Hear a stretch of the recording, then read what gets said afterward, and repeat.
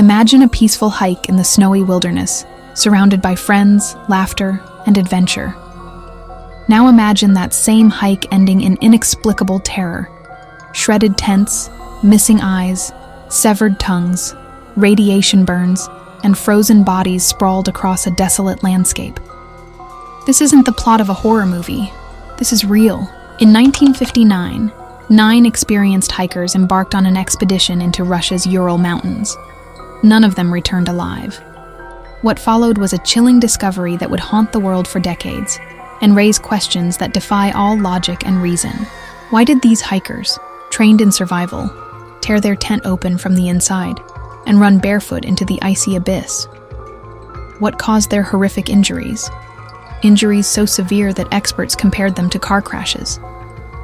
This is the Dyatlov Pass Incident, a story that continues to baffle scientists, historians, and conspiracy theorists to this day. And by the end of this video, you'll find yourself asking one question. What if it wasn't just nature that killed them? Let's uncover the truth behind one of the most chilling mysteries in history.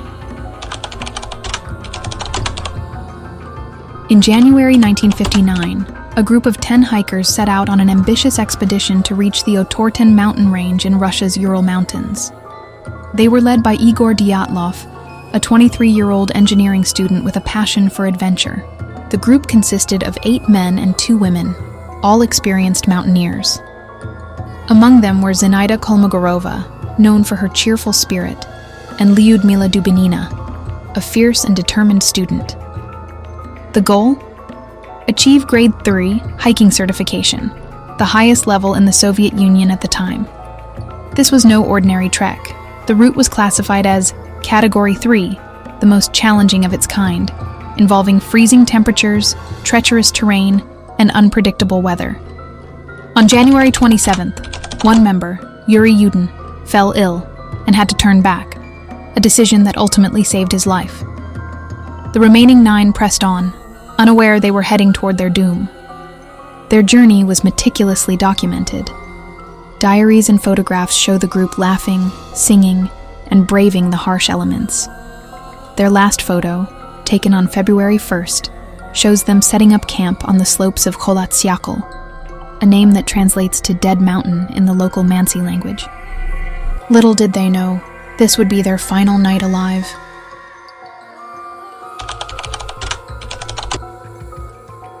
When the hikers failed to return by February 12th, as planned, friends and family grew worried. By February 20th, a search party was dispatched. On February 26th, the rescuers found the group's tent on the slopes of Kholat-Syakhl. What they saw chilled them to the core. The tent had been ripped open from the inside. All of the hikers' belongings, boots, jackets, food, were left behind as if they had fled in a blind panic. Footprints, barefoot and scattered, led downhill toward a nearby forest. About 1,500 feet from the tent, the first 2 bodies were found under a large cedar tree. Yuri Krivonishenko and Yuri Doroshenko were lying barefoot and wearing only their underwear. What struck the rescuers was the evidence around the tree. Broken branches suggested the 2 had climbed in desperation. Nearby, the snow was charred, as if they'd tried to start a fire. As the search continued, more bodies were discovered at varying distances. The bizarre circumstances escalated with each find. Igor Dyatlov, the leader, was found clutching a tree branch as if fighting to survive. Zinaida Kolmogorova had injuries consistent with a struggle. Rustem Slobodin had a fractured skull. But the most shocking discoveries were yet to come. 2 months later, the remaining bodies were found buried under several feet of snow in a ravine. These hikers had suffered catastrophic injuries.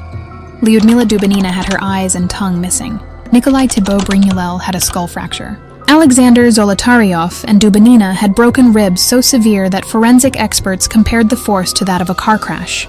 And then, there was the radiation. Traces of radioactive contamination were found on their clothing. What could have caused such horrific injuries? The lack of external wounds puzzled investigators. How could their bones shatter without damaging the surrounding tissue? And the question that still haunts us: what made them abandon their only shelter and flee into certain death? The Soviet government quickly launched an investigation, but the official conclusion was vague. The hikers had died due to a compelling natural force. This left the door wide open for speculation. Theory 1. An avalanche. The most official theory is that an avalanche forced the hikers to flee. But here's the problem. There was no evidence of an avalanche in the area. The injuries didn't match what would typically result from an avalanche, and why would experienced hikers set up camp in a high-risk avalanche zone? Theory 2. Soviet military experiments. Some believe the hikers stumbled upon a secret Soviet military test, possibly involving parachute mines or chemical weapons. Eyewitnesses in a nearby village reported seeing glowing orange orbs in the sky that night, possibly experimental missiles. The radiation on the hikers' clothing only fuels this theory. Could they have been silenced to cover up a classified operation? Theory 3. Paranormal forces. Then there are the more chilling theories. Local Mansi tribes speak of a Yeti-like creature that roams the mountains. Others believe the hikers encountered extraterrestrial beings.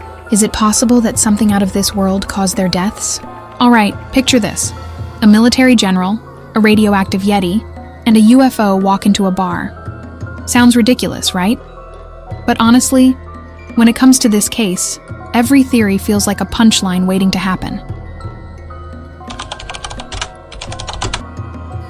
Each theory tries to explain part of the mystery, but none can account for everything.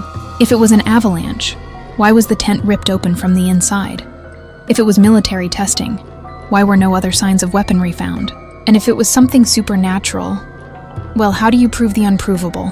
In 2019, Russian authorities reopened the case, only to conclude, again, that the deaths were caused by a rare type of avalanche. But skeptics argue this explanation was just an attempt to close the case once and for all.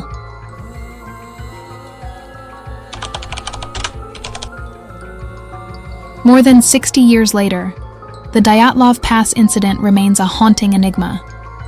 It's a story that refuses to be forgotten, capturing the imaginations of true crime enthusiasts, conspiracy theorists, and paranormal investigators alike.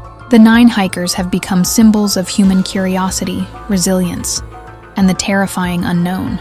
But the biggest mystery lingers. What truly happened on that freezing February night? And could it happen again? Perhaps the mountains hold the answers, buried deep in the snow. Or perhaps some mysteries are meant to remain unsolved. Thank you for diving into the chilling depths of this unsolved mystery. But if you thought this was unsettling, wait until you hear about the curse of the pharaohs. Ancient tombs, deadly curses, and secrets buried for thousands of years. Click the video on your screen now to uncover more. Stay curious, stay cautious, and join us next time for another journey into the unknown, only on Weird Histories.